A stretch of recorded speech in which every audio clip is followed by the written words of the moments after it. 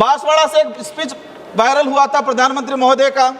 उन्होंने कहा था कि आपका मंगलसूत्र चुरा लिया जाएगा, लेकिन ये बात आज सार्थक हो रही है उससे कि सरकार की देन की वजह से सोना इतना महंगा हो गया है कि आज गरीब तबके का व्यक्ति अगर अपने बेटे बेटी का शादी करा रहा है तो उस व्यक्ति को सोने का वो मंगलसूत्र नहीं ले पा रहा है, चांदी का जेवरात नहीं ले पा रहा है। कहा था मंगलसूत्र छीन लेंगे और आज वो खुद छीन रहे हैं, गरीब के बेटे का, गरीब की बेटी का। गैस सिलेंडर का जो मामला है, एक गरीब को आपने हर घर गैस योजना दी, लेकिन आज जिस तरह से महंगाई बढ़ी है वो कहीं न कहीं आम जनता पे भार है, उस पर विशेष ध्यान दे। मध्यम वर्ग या मध्यम वर्ग से नीचे गरीबी रेखा में, लेकिन इनके लिए इस बजट में कोई विशेष प्रावधान या विशेष योजना या विशेष बजट का प्रावधान नहीं हुआ।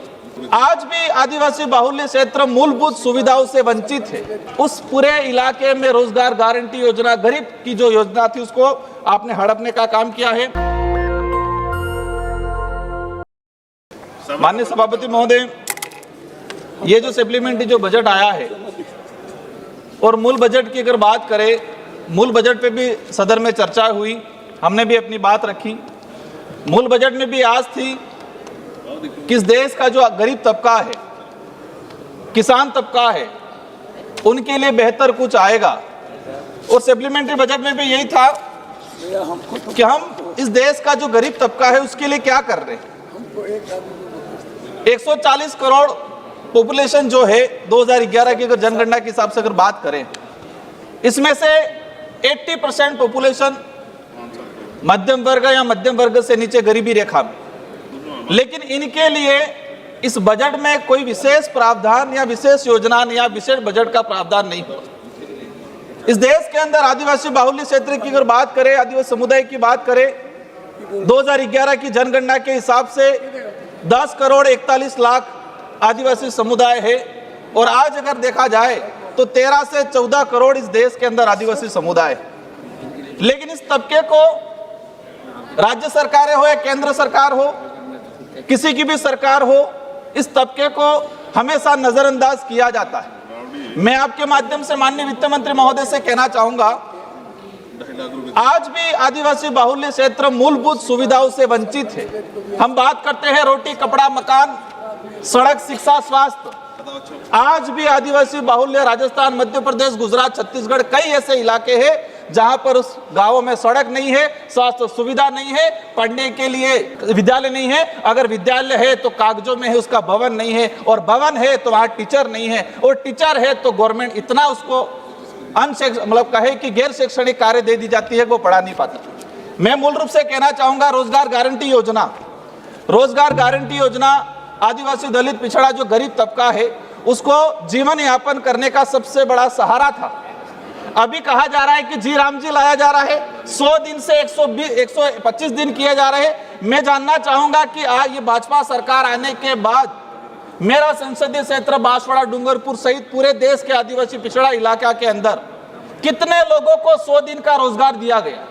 माननीय सभापति महोदय, आपको जान के आश्चर्यचकित होगा, अभी कह रहे हैं कि 100 दिन से 125 दिन कर दिया, अच्छी बात है, लेकिन हमारे इलाके में पिछले 2 से 3 साल का जो डाटा है, औसतन मजदूरी दिवस, पूरे जिले की औसतन मजदूरी दिवस बांसवाड़ा में 35 कार्य दिवस, डूंगरपुर में 25 से 27 कार्य दिवस।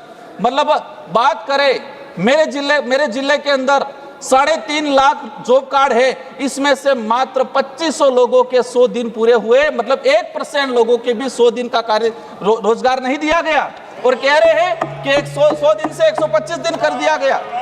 उस पूरे इलाके में रोजगार गारंटी योजना, गरीब की जो योजना थी, उसको आपने हड़पने का काम किया है। कृपया माननीय सभापति महोदय, कृपया समाप्त करें।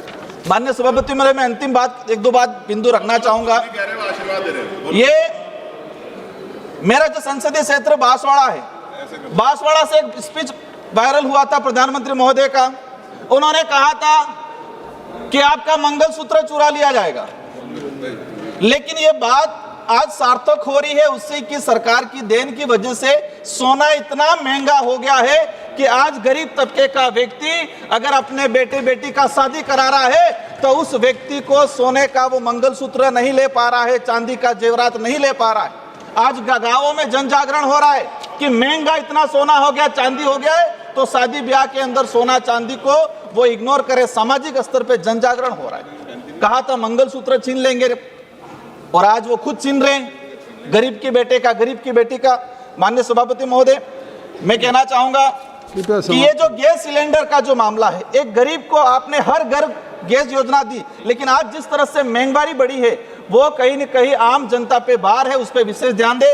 और अंतिम में मैं कहना चाहूंगा, मेरा संसदीय क्षेत्र बांसवाड़ा डूंगरपुर माही प्रोजेक्ट, माही जो नदी जाती है, जो मध्य प्रदेश से निकल के राजस्थान होकर गुजरात जाती है, उस इलाके से सिंचाई परियोजना के लिए लंबे समय से डिमांड चल रही है। प्रत्येक पार्टी के लोगों ने इस बात को डिमांड मांग की है। मैं भी इस मांग को पुरजोर तरीके से रखना चाहता हूं। अगर वो सिंचाई प्रोजेक्ट सैंक्शन हो जाता है मेरा संसदीय क्षेत्र के अंदर, तो जो पलायन हो रहा है गुजरात महाराष्ट्र, क्योंकि हमारे इलाके से मतलब 25 से 30% पलायन अन्य राज्यों में रोजगार के लिए परिवार सहित, छोटे बच्चों सहित होता है, तो उस पलायन को रुकावट होगा। दूसरा, शिक्षा के क्षेत्र में आदिवासी बाहुल्य क्षेत्र के अंदर माननीय वित्त मंत्री महोदय आपसे अनुरोध है कि एजुकेशन ही उस समुदाय को आगे ला सकता है, तो एजुकेशन पे विशेष प्रावधान किया जाए। एजुकेशन के लिए आदिवासी एरिया जो है उसको आइडेंटिफाई करके अलग से स्पेशल बजट देके एजुकेशन के सेक्टर में उनको भौतिक सुविधा हो, टीचर हो। और विशेषकर दूसरा बिंदु है सिकल सेल, एक बीमारी आदिवासियों के अंदर अनुवंशिक बीमारी आई है, स्वास्थ्य। दस्तक की आपसे गुजारिश है कि अगर इसको बचाना चाहते हैं तो नेशनल दस्तक को सब्सक्राइब करने के लिए रेड कलर के सब्सक्राइब बटन को दबाएं, फिर बेल आइकन की घंटी दबाएं। नेशनल दस्तक को बचाने के लिए बहुत जरूरी है कि हर खबर को शेयर करें, लाइक करें, कमेंट जरूर करें।